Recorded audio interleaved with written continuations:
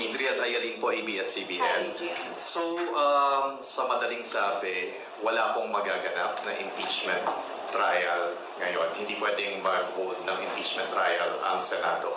Well, the court said that the House complaint versus the VP is unconstitutional and null and void, and therefore the Senate did not acquire jurisdiction to convene as an impeachment court. Hanggang until February 6, 2026 na hindi pwede. The February 6, 2026, that's the due date. I mean, that's the date until when another complaint can be filed or initiated. And wala na pong pwedeng magawa ang House of Representatives, as you said, immediately executory. It's immediately executory, but they always have the option to file a motion for reconsideration. Thank you, Attorney. Attorney, Ben Punta po sa Philippine News Agency. To clarify lang, it was a unanimous decision. There was no division among the justices of the rule. It's a unanimous decision, although there were two justices who did not vote. May we know the two justices who did not vote?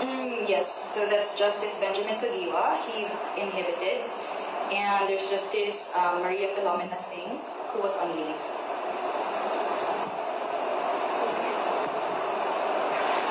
Hi ma'am, Salima Refrano, GMA.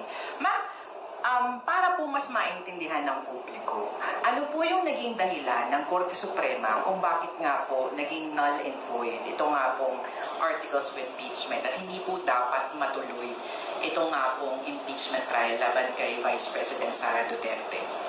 Well, number one, it said that the articles of impeachment, which was the fourth complaint, violated the one-year period ban, because there were three complaints that came ahead of it. And although Congress was able to include it in the order of business, it did not refer it to the proper committee within the 3 days because they had to adjourn.